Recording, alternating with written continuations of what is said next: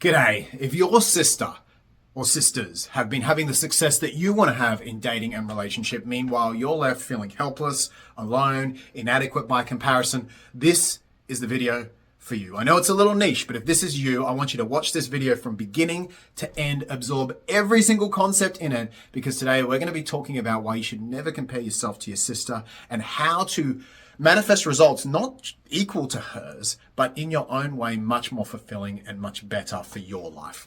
Welcome back to the channel. If you've been here before, welcome. If you're new, it's great to have you here. Let's dive right on in.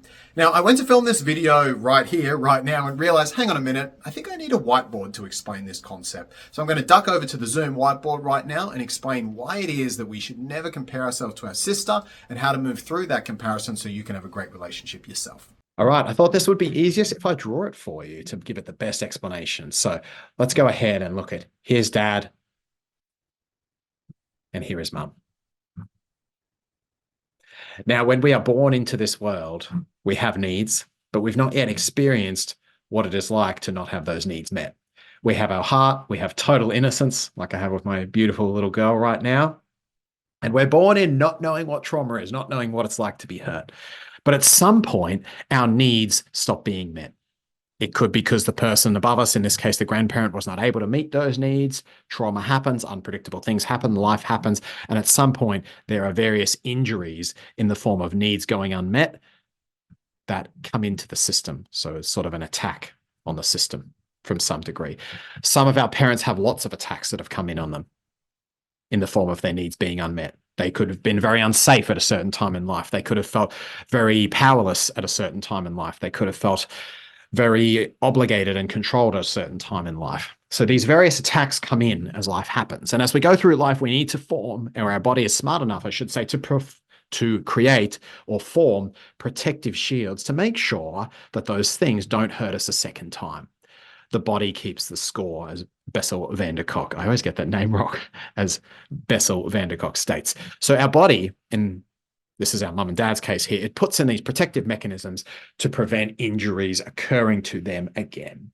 And so our parents grow up and eventually they have you. They become parents themselves. Now, in this example, I'm assuming that you are the firstborn, but it's still relevant even if you are secondborn, fourthborn, lastborn, whatever. So we're going to put you down the bottom here. And we're going to pretend here that you are the firstborn. Okay, you're initially born with heart completely open. You don't know the experience of trauma, of what it's like to not have your needs met. So here come mum and dad. Mum and dad, with their protective mechanisms, which are all of these black lines here, come in and say, okay, we're going to have a child now. And they have that first child. In this case, it's going to be you.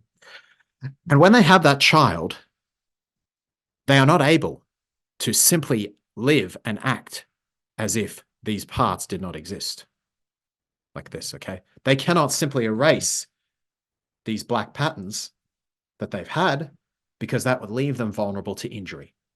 Now, with therapy and with conscious work and with awareness, of course, people can grow to eliminate these patterns. But by default setting, they are there for a reason.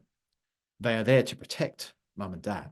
And sometimes what happens is these same vulnerabilities of, well, I can't let people in, or I have to defend myself, or I have to really tell people that I'm secure, or I have to protect myself first.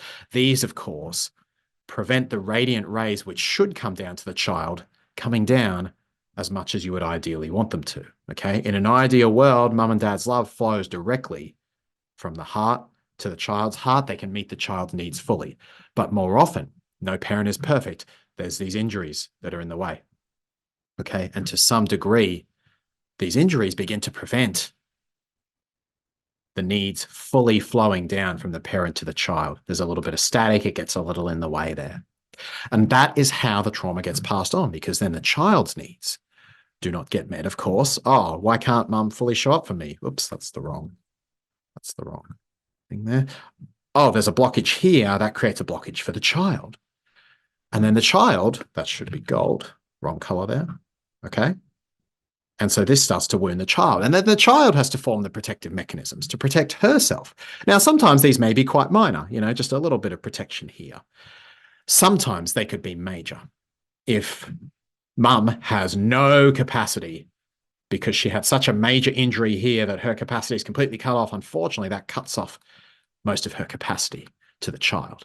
And therefore, the child, with her needs going very unmet and such a big emotional injury here, has to then form her own protective mechanisms. Now, where this is interesting and where it relates to a sister is we can't necessarily assume a sister of a different age, especially, has the same dynamic as you. Let's put your sister, or it could even be a brother, over here. And let's say in this particular example, this brother is younger. Well, many of the wounds that could come from mum and dad are not necessarily going to apply the same way to a brother or a sister. This is for two important reasons. Number one, the brother is being born into a different dynamic. Remember, the brother here is entering the world in a three-way dynamic. That means the wounds or lack thereof, the effects that having a child has had on the parents, will be modified in a different way. This can be more true for an opposite gender sibling, but even the same gender sibling will have this, because let's say that mum has a lot of struggles here and realizes a lot of her mistakes and adapts. Well, she's going to have a different style of love and a different technique that she gives to the new sibling. She may not be inhibited in quite the same way. It's a different pattern because she has already had this one child, and this second child is being born into a different environment. That's number one. So very important. Just because you're in the same family structure, that does not mean that you're going to get treated the same way or you're in the same environment. Your sister or your brother has a very different environment to you. The even more important part is that as our needs go unmet, we find different ways to adapt to them. And this is what affects your relationships as an adult. So let's say, for example, that your needs are like a bucket. Okay, what happens when our parent isn't able to meet many of those needs is the bucket doesn't seem very full. So we draw the bucket here, it's kind of empty. And you may even find this happens, albeit in a slightly different way, to the sister. Perhaps the sister's bucket is slightly more full, or it could be less full for the younger sister. So the needs are still going unmet. That produces a negative emotion. When our bodies experience our needs going unmet, that produces a negative emotion. So we'll put that as a little star here, and we start to feel a negative feeling. As a child, our brain then goes into, how do I fix this? What do I need to do to make sure that mum or dad loves me? I need to do something differently to get my bucket more full. The more negative our emotion, the more urgent it feels to figure out a way to fill up that bucket. And here's where it gets really different between you and a sibling. The brain, the young brain, does not know how to get its needs met. It simply tries things by trial and error. Strategy A, people please. Strategy B, I'll be rebellious. Strategy C, I will become very outspoken. Strategy D, I'll become quiet. Strategy E, I'll be a high performer. Strategy F, I will become attention seeking with my classmates. And the brain will try all of these different strategies. There's lots and lots that the brain can stumble upon, from being more alpha, from being more beta, all these different styles of what can I do differently to get my needs met? Can I be nice? Can I behave well, behave badly? And heaps of different strategies. And so often what happens is you and your sibling will settle on different strategies, because your sibling, especially if you are the older sibling, but even if you're the younger sibling, you will look at your older sibling and you'll say, okay, they've been there, they've tried that. That strategy is not going to work for me. If your older sibling is already doing something, clearly they're going to be X years better at you than doing the thing. So there's no point doing what your older sibling does. So the younger sibling will learn a different adaptation technique. So you can see now we have very, very different permutations of the situation, even though we're in the same family. Older sibling is born into one environment and has first pick of the choices. Her environment may or may not be more dangerous. Nonetheless, she has first pick of the choices. Younger sibling comes into environment that could be more or less dangerous. However, whichever strategy older sibling has chosen, it's most likely that younger sibling will not choose that strategy. Sometimes younger siblings do emulate, but often it has even worse results for the younger sibling than it does for the older sibling. So typically, the younger sibling will try something different. If option A has already been ruled out, okay, older sibling is doing that. And if you're watching, let's say you're an older sibling, you might be doing, oh, I went option A and I found myself in a more people-pleasing mentality. Or perhaps you were option B and you said, the best strategy for me to survive is actually to give up hope. It's to completely block out the fact that I even have any needs. It's to give up entirely. And that's the best way for me to keep myself safe as a child. That could be your option. But most likely, whatever your younger sibling does, it won't be the same as you. And she will start to form, or he will start to form habits as a result that are quite different to you. This is why siblings differ. They find different strategies to get their needs met. And if the parents are especially not good, incapable at meeting both child's needs, then both children will have to find their own individual ways to make the best of a bad situation. So sibling B comes in and they're getting their needs met by a different strategy. Now, how does this relate to your adult relationships? Well, if we have sibling A mastering strategy, let's say A over here, and then sibling B mastering strategy B for 10, 15, 20 of their young years, naturally, when you become an adult, you are going to have two extremely different strategies, very well practiced over decades, of how you relate to men and how you receive love. For the next part, I'm going to go back to the main video. So the sisters develop different adaptations, different techniques to get their needs met. And let's work through an example of how this is going to look for you as an adult and highlight why you should never compare to your sister. Let's say we've got 3 different sisters and they're each exposed to their own slightly different environment with the parents. Sister number 1 in this case, we'll say she has the harshest environment. It could be the younger sister, but we'll say older sister has the harshest environment. Older sister tries a few times to get her needs met, but there's chronic disappointment from her parents. It's bad, it's negative, it sucks for sister number 1. So eventually sister number 1 realizes, her brain, her subconscious brain realizes the way to avoid disappointment is to have no expectations. It's basically to be independent. So sister number 1's adaptive strategy is she starts to push down all her negative emotions. All the parts of her that say she should have needs, she's allowed to have needs, she's allowed to have those negative or vulnerable emotions. She pushes all that down. Her mother keeps telling her to suck it up, buttercup. You don't need to be emotional, so she does. She puts all that away. In work, as an adult, she starts to become very independent and successful. But then she notices she's chronically single. Okay, now we look at sister number 2. Sister number 2 also had a very tough environment. She was sulking there one day when she was a young child, and just one time, mum happened to give her a bit more attention when she was sulking. Sister number 2's unconscious brain picked up on this, and she started to realize, when I sulk and become entitled and slightly belligerent, it seems like I get a little bit more out of my parents. Fast forward 10, 15, 20 years, sister number 2 starts to develop some traits, sadly, of narcissism.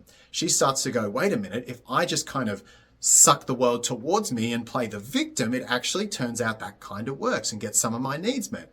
Okay. Sister number 3 looks at her 2 older sisters and says, well, geez, I've got a bad situation here. This isn't really working. I can't sulk. Sister 2's already doing that better. And sister number 1's already the independent one. She says, I'll people please. And one day she sets the table really well and does everything for her parents, and turns out that actually kind of works. So sister number 3 grows up as a people pleaser.